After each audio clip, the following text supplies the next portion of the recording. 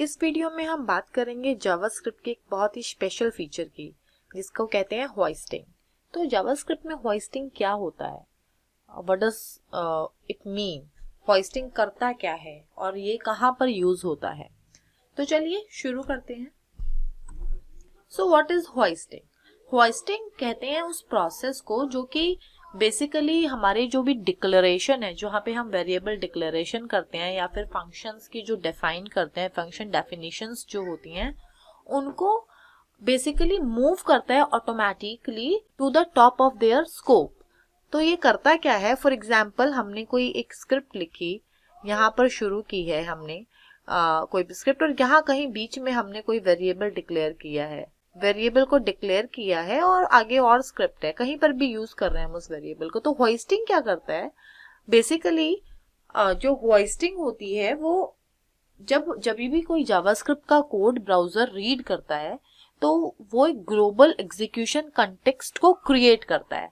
जब global execution context जब create होता है, ये जो ग्लोबल एग्जीक्यूशन कंटेक्स्ट है ये दो फेजेस में काम करता है, एक क्रिएशन और एक एग्जीक्यूशन। तो सबसे पहले वो क्रिएट करता है और फिर वो एग्जीक्यूट करता है। तो क्रिएशन फेज में वो क्या करता है कि जितने भी वेरिएबल डिक्लेरेशंस हैं, वेरिएबल डिक्लेरेशंस, मैं डेफिनेशंस की बात नहीं कर रही हूँ, उनकी इनिशियलाइजेशंस की बात नहीं कर रही हूँ। जब हम वेरिएबल को डिक्लेयर करते हैं, उन सारी डिक्लेरेशन को वो उनके करंट स्कोप के टॉप पर मूव कर देता है। तो बेसिकली जो भी हमने वेरिएबल डिक्लेयर किया है विद इन दिस स्कोप, उसको वो सबसे टॉप पर मूव कर देता है जब वो कंपाइल करता है।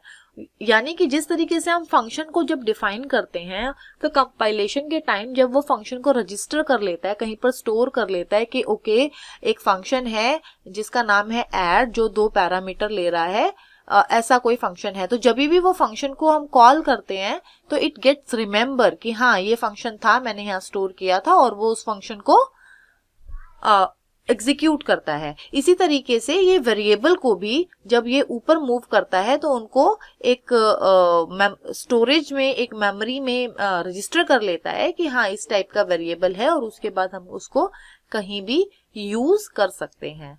तो होइस्टिंग जो प्रोसेस है ये बहुत ही यूजफुल है, क्योंकि बेसिकली जावास्क्रिप्ट जो है, पुराना जो वर्जन है, उसमें हम दिस इज अलाउड कि हम जो वेरिएबल है उसको यूसेज के बाद डिक्लेयर कर सकते हैं विद द कीवर्ड वार, पर लेटर कांस्टेंट में ऐसा अलाउड नहीं है। तो मैंने आपको बताया कि होइस्टिंग क्या करता है, सारे वेरिएबल की जो डिक्लेरेशंस हैं उनको टॉप पर मूव कर देता है प्रायर टू एग्जीक्यूशन।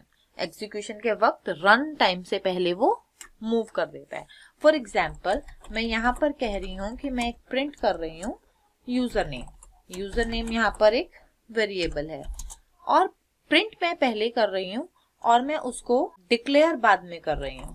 और लेट्स सपोज कि मैंने यहाँ पे कहा अमिताभ, तो ये क्या करेगा, what does it will do, ये यहाँ पर यूजर नेम को अनडिफाइंड शो कर रहा है।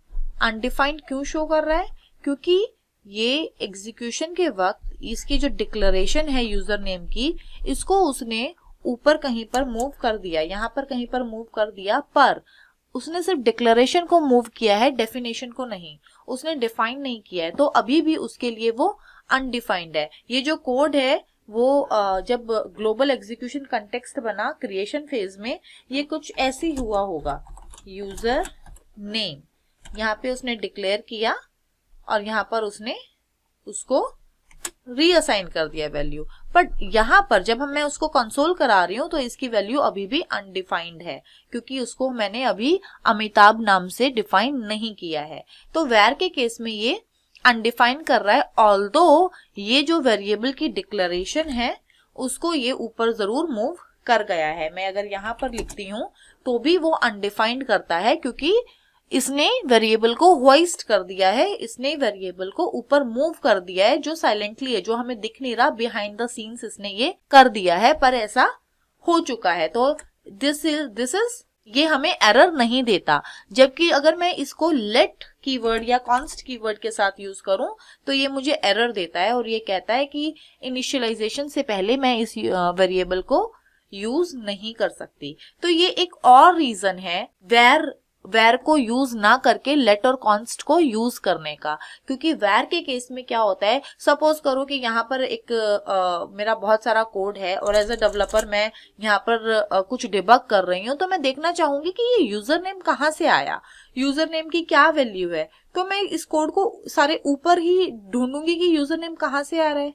ये तो कोई तुक नहीं बनता कि मैं नीचे पूरा कोड पढ़ूंगी और फिर कहीं पर एंड में जाके, फाइल के एंड में, स्क्रिप्ट के एंड में कहीं पर मुझे इसकी डेफिनेशन मिले। तो ये तो ढूंढना बहुत ही हार्ड हो जाएगा और कोड को मेंटेन करना बहुत ही मुश्किल हो जाएगा। तो ऐसा हम कतई भी नहीं करना चाहेंगे कि पहले हम वेरिएबल को यूज कर लें और उसके बाद उसको डिक्लेयर या डिफाइन करें।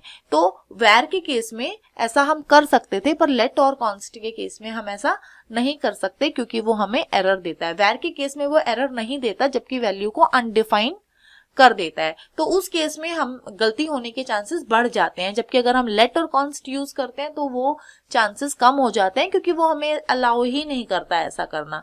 तो ये एक और डिफरेंस है between var, let and const के, जिसके हिसाब से ये हमें कहता है कि वेर को हम यूज करना छोड़ें और लेट और कॉन्स्ट को यूज करें। ये एक इंपॉर्टेंट डिफरेंस है। होइस्टिंग जो है, होइस्टिंग भी आई थिंक आपको समझ आया होगा। होइस्टिंग क्या करता है कि वेरिएबल्स की जो डिक्लेरेशंस हैं उसको ऊपर की तरफ वो मूव कर देता है। अगर बाय चांस अगर किसी ने वेरिएबल को डिक्लेयर करने से पहले यूज करा भी है तो भी वो एग्जीक्यूशन के वक्त प्रॉब्लम नहीं करेगा क्योंकि वो उसकी डिक्लेरेशन को ऑटोमेटिकली होइस्टिंग की मदद से, होइस्टिंग की फीचर की वजह से वो ऊपर की तरफ मूव कर देता है।